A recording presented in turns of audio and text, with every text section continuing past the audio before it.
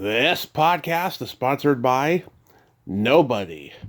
Hey dudes, welcome to Splat from the Past, the LA 80s themed horror sci-fi show where things can get totally radical. Now, I am so excited for today's show because I will be talking to Paula Janis, the gorgeous co-host of past guest Carole Demas on the classic children's educational series, The Magic Garden, which ran from 1972 to 1984. It's going to be great to have Paula on today. She's obviously a folk music lover, which you can tell from watching the show. And we're going to talk about Magic Garden's history, her friendship with Carole, and mundane things. And it's going to be a great interview today, and I cannot wait. It's funny, I'm 42, and I've only become aware of that show in recent years. And when I watch episodes on YouTube, or even clips for that matter, it really is magical, no pun intended. I mean, it's just a magical kids show. And I can see why that anybody who grew up on the East Coast was enchanted by this show because they are just two wonderful personalities. Their songs are just so, you know, they're so timeless.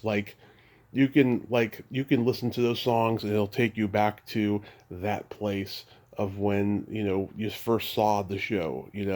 I mean, even though I didn't grow up on the show, it just takes me back to when I first heard those songs, from other people and stuff like Pop Goes the Weasel and everything. It's just an amazing thing, and I'm so delighted. So yeah, here is my interview with Paula Janis.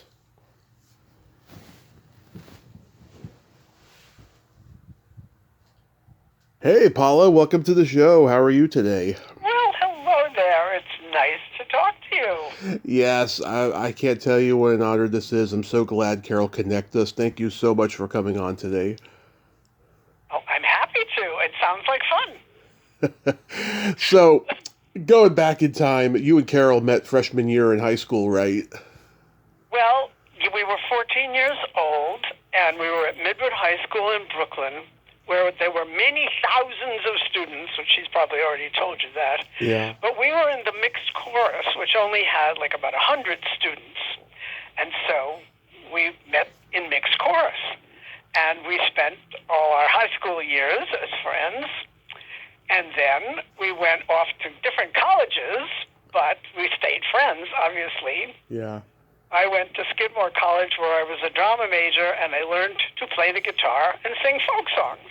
And she went to the University of Vermont where she became Miss Vermont in the Miss Universe contest. So thank you very much. Yeah. It was really wonderful. And then graduate school, we were back in the same class again at New York University, where we were studying early childhood education of all things. And that's the beginning of our career working together. If you would like to hear more about that, I'd be happy to tell you. Oh, I got plenty more to ask. I mean, you two were in choir in school? We were in the mixed chorus. It wasn't called choir. It was called mixed chorus, meaning boys and girls. Right. That was the mix, right? And so we knew we could sing. Mm-hmm. And when we were in graduate school, we went back and forth to school together because we lived near each other in Brooklyn. And then, somehow or other, I got a job teaching kindergarten under the Brooklyn Bridge in a school called PS7. The school was so old that it was built in like 1880, and I'm not making that up. That was really the truth. And the kindergarten was a giant classroom with 50 children and 2 teachers.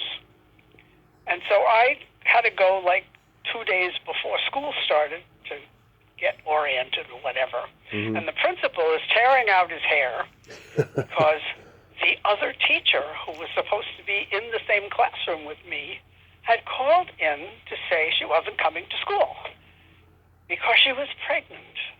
And if you can actually believe in those days, oh yeah, you couldn't teach school if you were pregnant. So now the poor principal needed another kindergarten teacher, so I called Carole, who came rushing over to the school. Of course, he hired her instantly, and 2 days later, there we were in the giant classroom with 50 children in the morning and another 50 in the afternoon. And what did we do? We sang songs, we told stories, we jumped up and down, and I have to think that that was the beginning of the Magic Garden. Wow. Because that's what we were doing for a living. Did you always want to teach? No, I was a drama major. I was, going to be a star somewhere. So it interestingly turned out quite well for me in both directions. I did teach for a number of years, and I have most of a PhD in early childhood education because I kept on going to school. So did you do school plays and community theater growing up? No. No. We didn't have such a thing in Brooklyn. I mean, my family sang. We sang together, and but there was no community theater. There was nothing like that.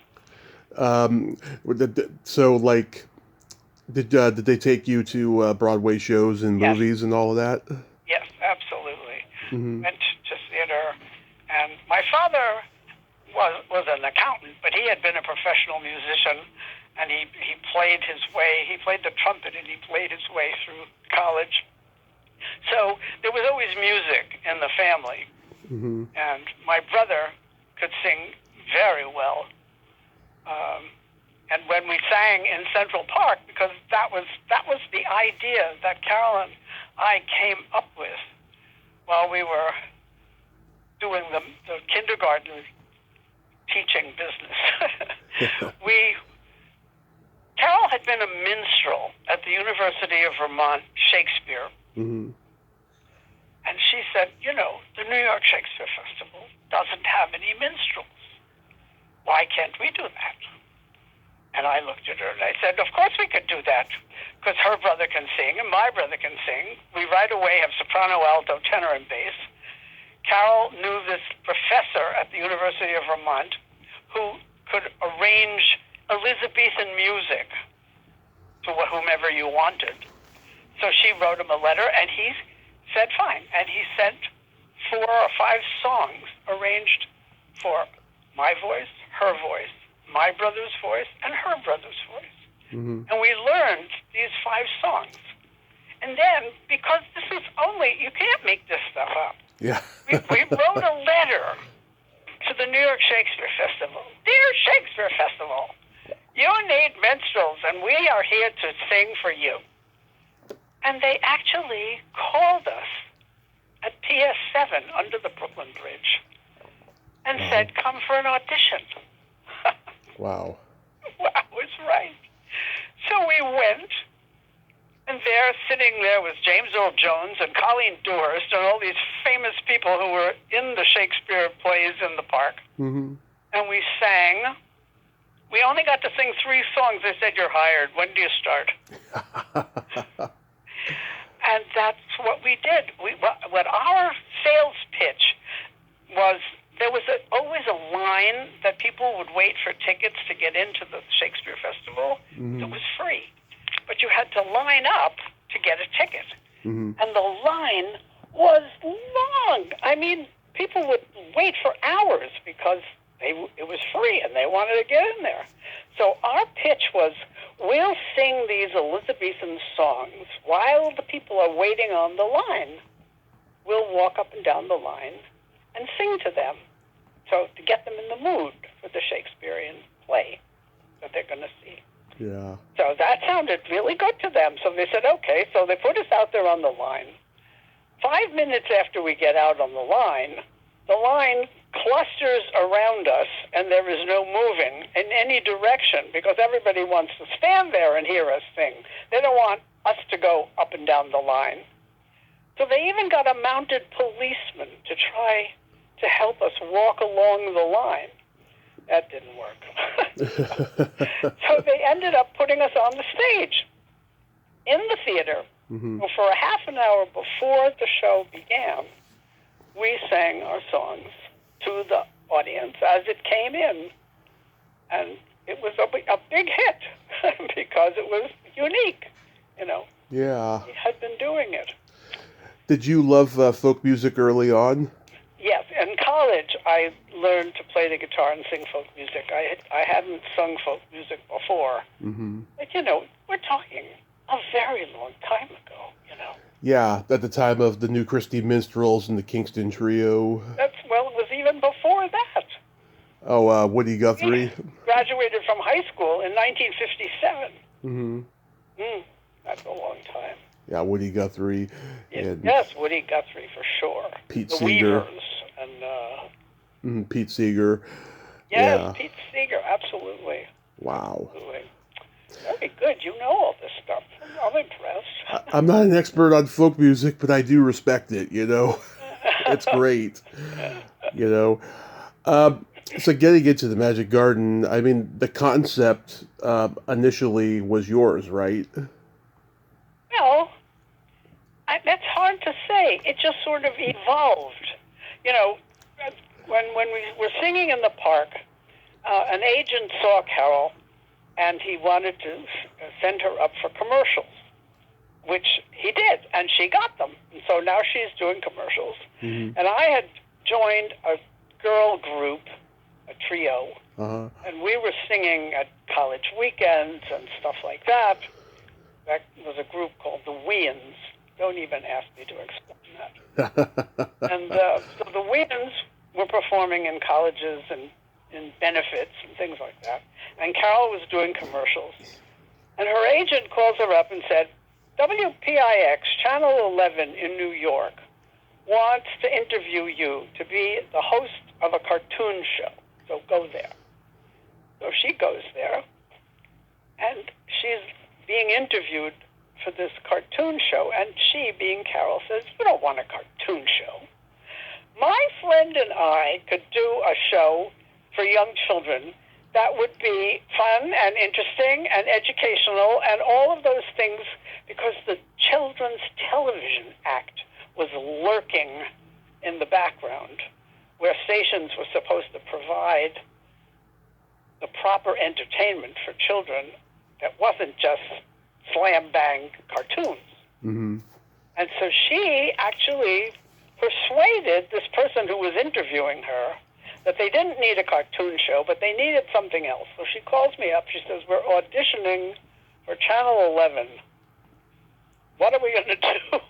So we put together a little audition which included singing songs, telling a story, and we did something having to do with a face.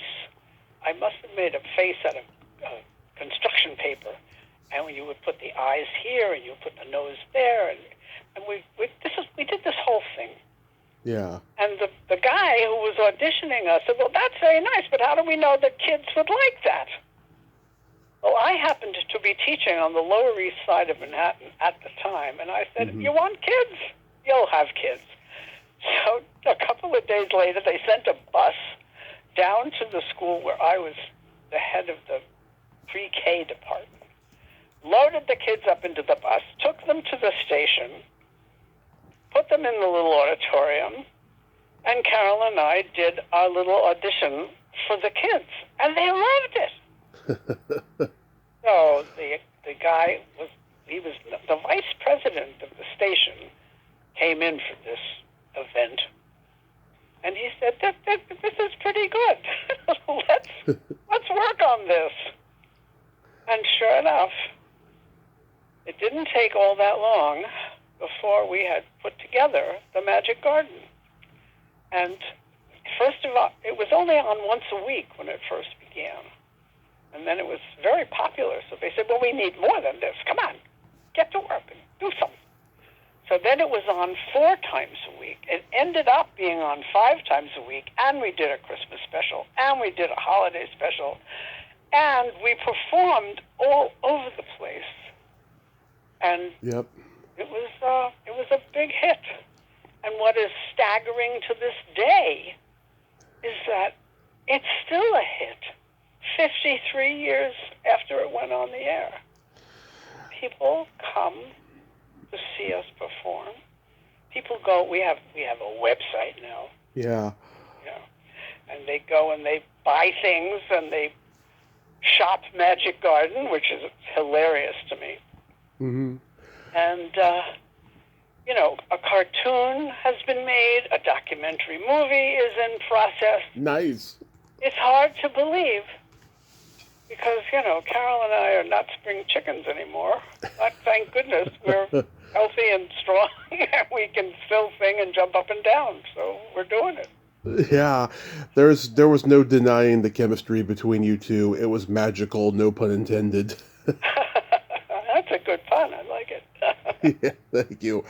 Yeah, I mean, at that time, children's shows with puppets were really a thing. There was, Mr. Rogers and Sesame Street and Captain Kangaroo and Sherry Lewis and Lamb Chop. They were all staples Right. of children's programming. Did they influence you in any way? I don't think so. I mean, we met Captain Kangaroo and Sherry Lewis. Mm-hmm. Lurked around Channel 11 now and then. They were all very wonderful because they were so honest. It was simple. There weren't any very involved children's shows. Well, of course, Sesame Street became involved. But it was a great time for children's television. Yeah, when I was growing up in the late 80s, there was a show on Nickelodeon called The Elephant Show with Sharon Lewis and Bram. Did you know them? We knew Sherry Lewis, but we knew Lamb Chop. We didn't know Bram. Yeah, Sharon Lewis and Bram, they were a Canadian folk trio, and they had this. They had this stuffed toy elephant that they had. It was called The Elephant Show, and it was a cute show, and they've had a huge cult following over the years. Also, at that time, there was Doug and Emmy on the New Zoo Review. Yes, I remember the New Zoo Review very well. Yes. Yeah. Very good too. But we were there first, so hey. Yeah. And the fact that we're still out there is what is still so amazing. That people are. I mean, our core audience group now is somewhere between 45 and 58 years old. Mm-hmm. That's pretty old to still be interested, but it's nostalgia. People are remembering the nice childhood that they think that they had, and we remind them of that. And so that's why they're still devoted. And of course, when we do a live show, which, we have done shows out on Long Island, here in Westchester, in various places in New Jersey, all on this side of the country because that's where the show was most of the time. Right. But we will sell out. 1,000 people will come to see us perform. Oh, yeah. That is astonishing. And it happens, right this minute, we're not doing, Carole did her cabaret show. I'm sure she told you something about it. She did. And I got up there and sang 3 Magic Garden songs with her, and the whole audience sang along. Yeah. It was just so amazing. It was really fun, too. But, how did you two go about getting Carrie Antaby for Sherlock? Well, he was actually hired by the station. We didn't know him until he appeared. And, of course, he was so wonderful.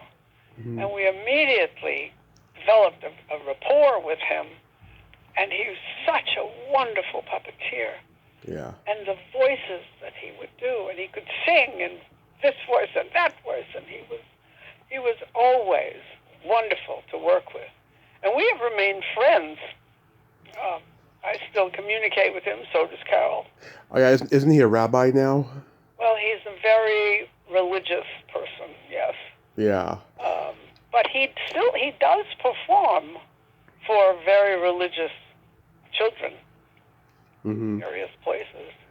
I admire puppeteers. That is not an easy job to do. It takes so much energy and Yeah. skill. And I just think to myself, oh my God, I don't know how they do it. I mean, my arms would be tired by the end of the night.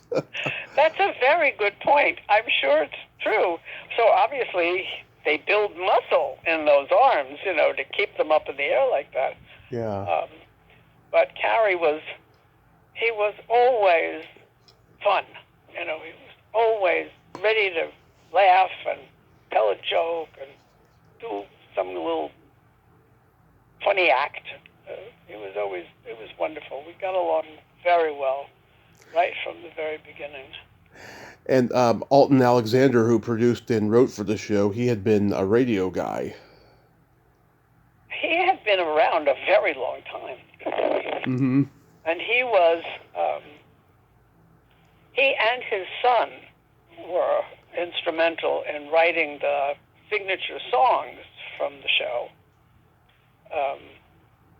which we now own because we needed to purchase them because of the cartoon and the documentary and whatever. It just becomes too difficult to deal with other people, with royalties and this and that and the other thing. So we bought them. But Alton Alexander was a very dear older man, and he had a million stories tucked away, children's stories, in the back of his mind. He could pull out a story, what he had to do was say a word, and that would remind him of whatever, and out it would come, and we would listen and write notes, and maybe turn that into an actual story that we told from the storybox. Yeah. I love it when you two sing Pop Goes the Weasel. It was so cute. It was. Of course, I play the guitar. I learned to play in college, and I never played what I call very well. I had 3 chords. It was my 3-chord career. And every song I sang, Mm-hmm. those 3 chords worked, so it was very helpful. I mean, I did learn to play a few other chords as time went by, but that was basically, I was playing to accompany us, not to have any attention on me and my guitar only. It was an accompaniment to the song. The opening song sounds like it has banjo in it. Well, Carole's brother, Alex, is a national banjo contest winner. Wow. So he definitely played the banjo. There were other times when more music developed. I swear to you, I can't even remember exactly how or why.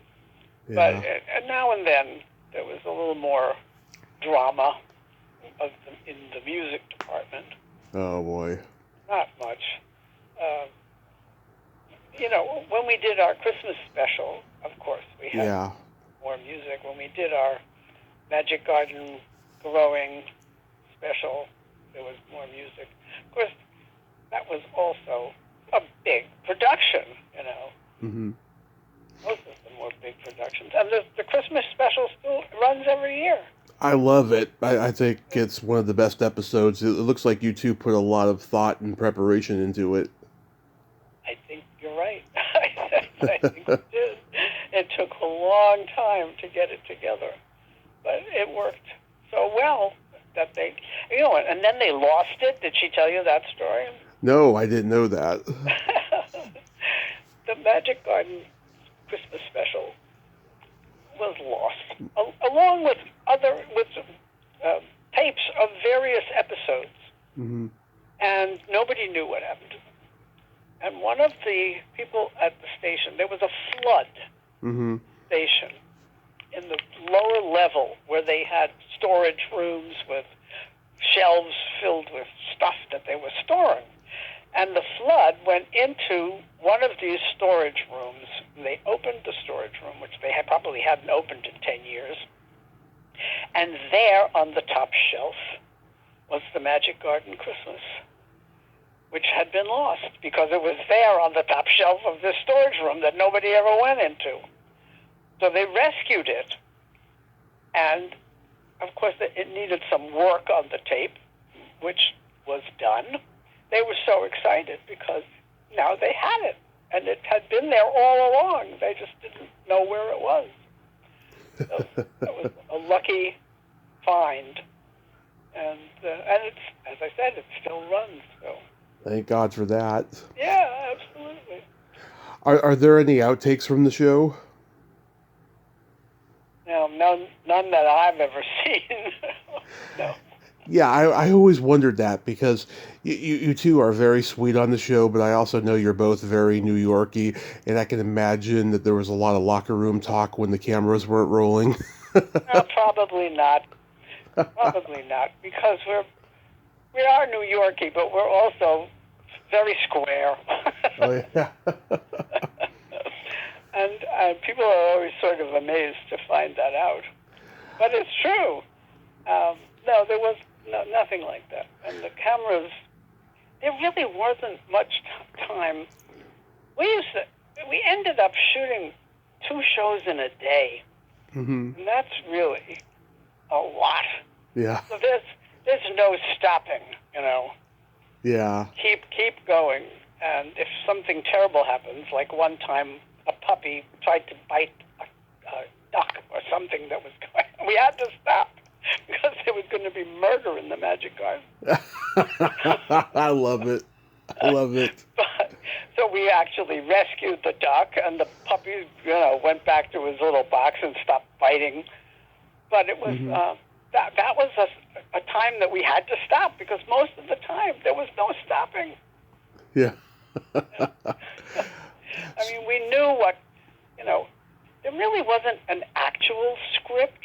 Mm-hmm. It was a format, and we knew what comes next. Mm-hmm. So this is where you start, and this is the subject that you're talking about. And so that's why it seemed so natural, because it was. We were making up the lines as we went along. And then we would stop and sing a song, and then there would be an animal or something would come out, and then the chuckle patch would laugh, and we would read the jokes, and the story box would thump, and we would tell the story. Mm-hmm. But it was all one thing right after another. There was no time, because Channel 11, the studio that we did the shoot in was also the studio where they did the news and everything else they did. So setting up that set was a huge event. So they wanted to get as much done at that time when the set was up as they could. Yeah. Yeah. Amazing. So did you two get recognized on the street, like from the get-go? That's a good question. I don't know about the get-go, but I know we get recognized now. Yeah. Even though we're so much older, but people do recognize us. And they always say exactly the same thing. And we even have this routine worked into the performances that we do. The first thing that people say when they see us is, oh, it's them. Yeah. Second thing they say is, they're still alive. Yeah. Third thing they say is, you never said my name. Oh, yeah. Of course. Because after we sang the hello song, we would say hello to this one and that one and the other one. And we had no idea how many children listened fiercely to hear us call their name. And most of the time, of course, we didn't, because there's a lot of names, and we would only say maybe 4 or 5 names. And people sent in requests, and people sent letters. And look, we did one thing, maybe 2 years ago it was, where we did a Facebook event. Oh, yeah. Where we sold personal hello songs and then gave the money to charity or something, whatever we did. So people would buy a hello song, and then they would be recording it madly. We would sing hello and say hello. Mm-hmm. Tommy, hello. Billy, It was wild. It was wild. But yes, that's what they say when they see us. They're still alive, and you never said my name. What do your kids and grandkids think about the show? Well, my kids grew up with it because they're pretty old. My kids are 54, 51, and 48. Wow. So they were little when it was happening, so it was always part of whatever, Mm-hmm. They didn't think much about it. Of course, every time they had a birthday party, we would do a Magic Garden birthday party for them, and they loved that, of course. Mm-hmm. I don't have any grandchildren. My children are not married, any of them. Oh, okay.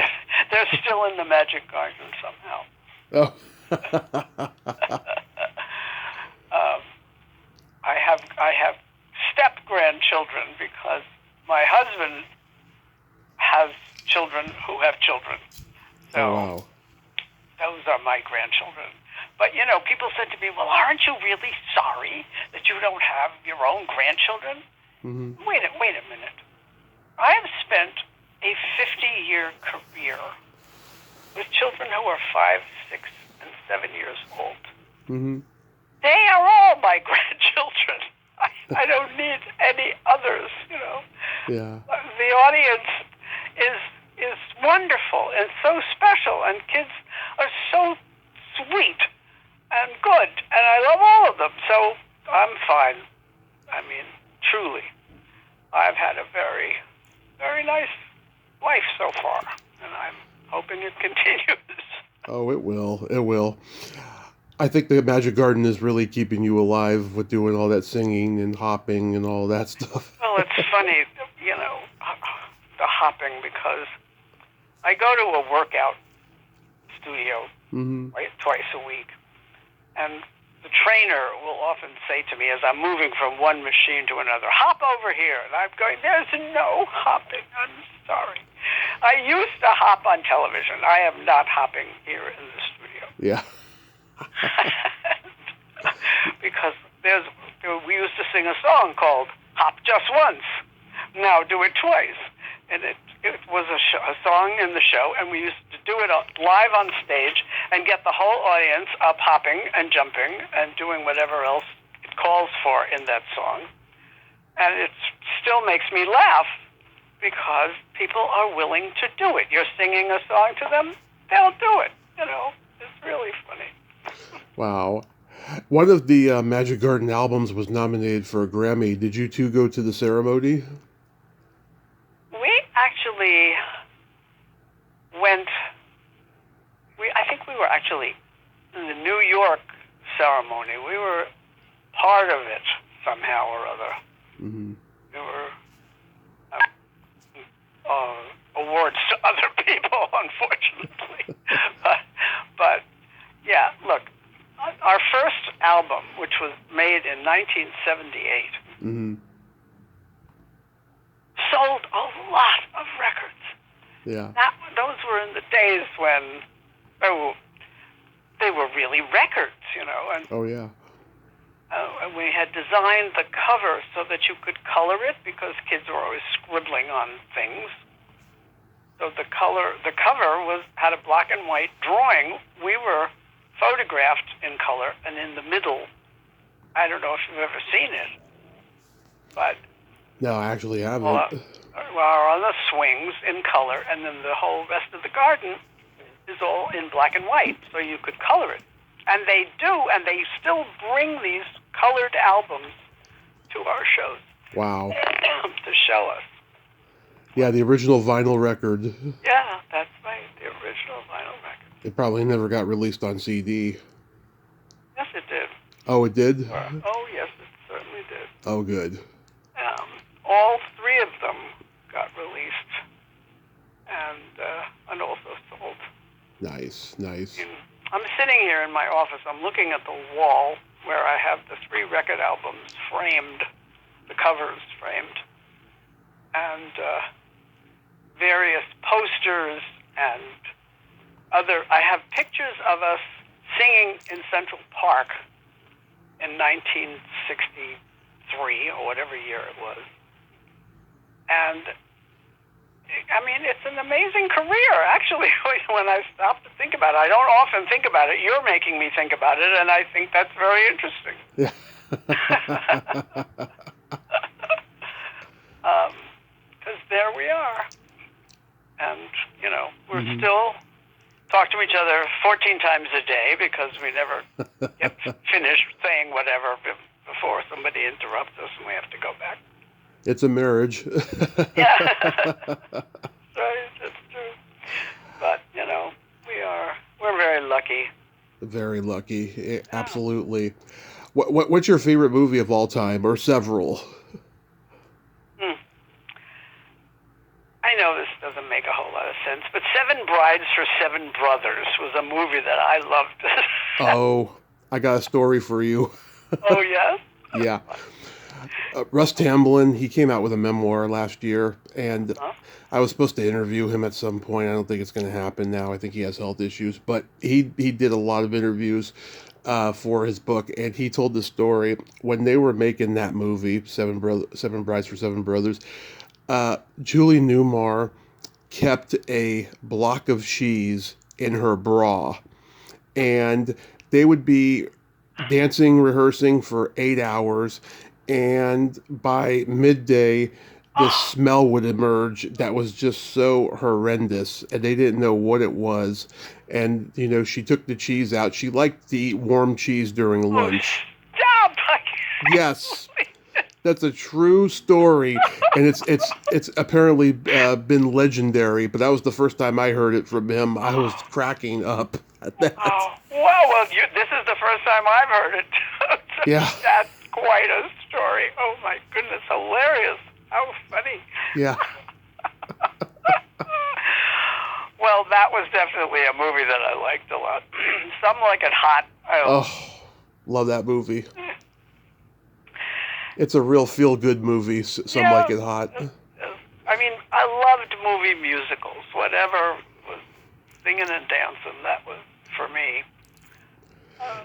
Yeah. And, you know, even nowadays, you know, I get all these movies, the current movies that are being nominated for stuff. Yeah. Because the union sends them to me because we vote on all this stuff. Yeah. And, I mean, sometimes I can't even look at it. It's just totally not for me. But I try, because if I'm going to vote on it, I need to see it, you know. Right. So, but... What musicals did you think were better? The Rodgers and Hammerstein ones, or like just the MGM, you know, kind of, you know, kitschy musicals? Well, the Rodgers and Hammerstein musicals were always wonderful because it was a real story, you know. Mm-hmm. And then again, there was Kiss Me Kate, which was absolutely one of my most favorite musicals ever. Yeah. And in fact, I used to sing one of those songs, which don't ask me which one. Not the I Hate Men song, but some other one. But I did love the Hammerstein musicals. They were wonderful. Yeah. Yeah, the Fred and Ginger movies. Yes, that was also dancing and singing. That was for me, whatever. I still watch those movies when they're on, you know, at 2 in the afternoon and nobody else is watching. Oh yeah, you got to do that. I was doing that when I was a kid in the '90s, and they showed everything back then of old movies. They don't do it as often anymore. It's mostly on Turner, and that's about it, you know. Yeah, you're right. You know, I think kids today have it a whole lot rougher. Oh yeah. Than I did, certainly. I mean, I had a very nice life, and I was very lucky. What are your top 3 desert island music albums? if you have them. Well, nothing. Top 3. Well, Frank Sinatra. Any album by Frank Sinatra is at the top of my list. Love it. And Ella Fitzgerald too. Mm-hmm. Absolutely. Anything folk? Well, Joan Baez, of course. I tried, to pretend that she didn't exist, but Yeah. I've been finding that out in recent years. So many people did not like her. yeah, but she really made a big impression, and people turned to folk music because of her. Right. So she was definitely important. She was important in that regard, but she wasn't, practicing what she preached, going out there and protesting. That's what I found out, that people didn't like her for that, and that she was just following a trend because Bob Dylan was her boyfriend. Yeah, that's probably true. Not to pay attention to most of that stuff. Yeah. Look, there's so much going on everywhere that it's very hard not to get depressed, Yeah. So I try to keep happy. You got to. You really got to. It's true. It's true. I was curious, what's the status now on the Magic Garden cartoon? Well, it's interesting. Excuse me a minute. The cartoon exists, and the people who made this cartoon are very successful in cartoons for children's television. Yeah. And so we originally thought it was going to be previewed in a certain fashion, which I won't even tell you what it is. And that is apparently not happening. Oh. So they are back deciding how they will preview it, because we were hoping to do it a certain way, and it just wasn't happening. And these things can't wait forever, Yeah. But since they've got like 30 Emmys in children's television cartoons. They are very successful in this field. And they're also very nice people. I mean, they're not weird or anything, And so because they are so successful, they can literally get in anywhere. And that's what we are expecting they will do with this cartoon. Yeah. Decide who's going to preview it and when. So it's imminent, let's put it that way. Yeah, I'm surprised a cartoon didn't happen in the 70s, because it would have been the perfect time for it. I mean, people were turning cartoons into a lot of everything that was live action. Well, nobody came along and said, let's do it, so... Filmation should have. I mean, Filmation, they were making the best ones, in my opinion. Well, we didn't really... at the very beginning, I'm not sure that the Magic Garden appealed in that particular way to people who were looking ahead. Because, first of all, as I said, it was only on once a week to begin with. And then when it went to 4 times a week, that was like maybe a year later. So it took time before it developed this cult following. I mean, there's like almost 80,000 people joined up with on our Facebook page. Now, of course, that doesn't even compare to the millions who are followers of other famous people. But this is a very particular age group, and they don't sit around on Facebook all the time. Yeah. The 45 to 58-year-olds they're busy working. They're not on Facebook. So, look, we'll find out. And the documentary movie is being edited as we speak. Oh, nice. Nice. And, if we live long enough, we'll get to see that too. Oh, God, I would love to, yeah. It's been a long time. These people making the movie followed us around for 5 years. I'm not exaggerating. and videoed every single thing we did for 5 years. And now it's finally being edited. Well, when it comes out, I'd love to have you two come on, Zoom with me, and we can talk about it. Well, that would be fun. So real quick, let's talk about this event on September 6th at 54 Below. Right. Yeah. So Carol's going to be doing a show, and you and Eileen Kristen from Greece will be there as well. Right. And you're just all going to sing.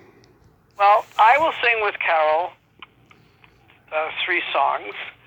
That's what I tried. I think I said before we did it, and the whole audience sang along. That was the last time she was at 54 Below, and it was a huge hit because that audience remembered all the words, which is pretty amazing when you think of it. Mm-hmm. So Carole and I will do the same, probably the Hello song, the Magic Garden song, and I See the Moon, which is another old song.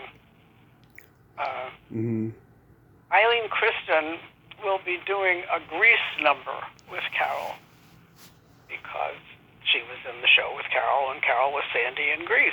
Right. And Carole likes to tell the story that when she was in Greece and I had a baby, and I would come to the theater, and we would go down to the basement of the theater, and I would bring her a sandwich, and she would eat her sandwich, and we would plan the Magic Garden show. Yeah. It was always an event and an adventure. Yeah. But she and Eileen will do a Grease number, and the audience will love that too. They screamed at the end of her show, when she did it last time at 54 Below. She got not just a standing ovation, but it rocked the roof. It was very impressive. It was wonderful. She is absolutely wonderful. She can sing every kind of song. Carole can deliver the goods. Yeah. Yes, that's right. Exactly right. That's why she still has a career. Exactly right. For 100%.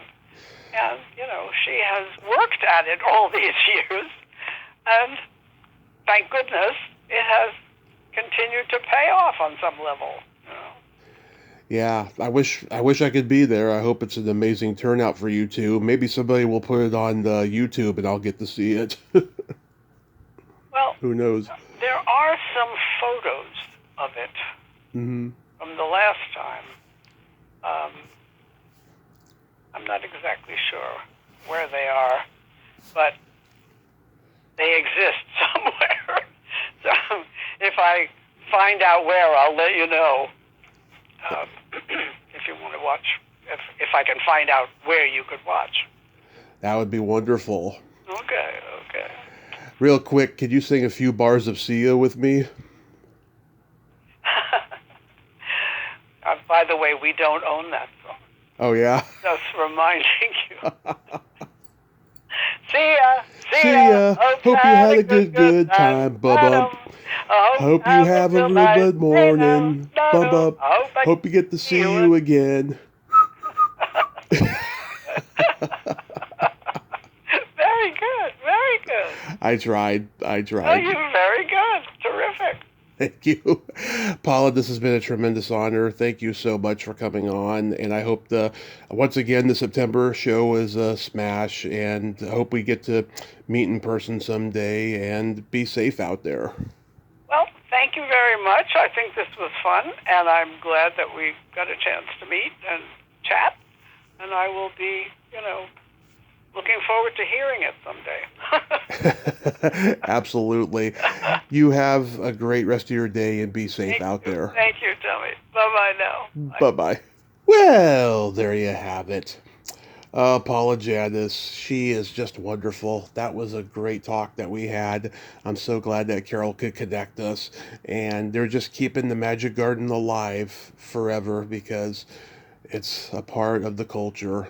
And it brings lots of joy to both children and adult, childlike adults as well. And that show on September 6th, Go to www.54below.org to buy tickets to see Carole Demas's Firefly show, and Paula will be making an appearance, and I know it'll be fabulous. I just know it. Well, until next time, this is Tommy Throwback Kovac saying there's no shame in living in the past because the present sucks. Later, dudes.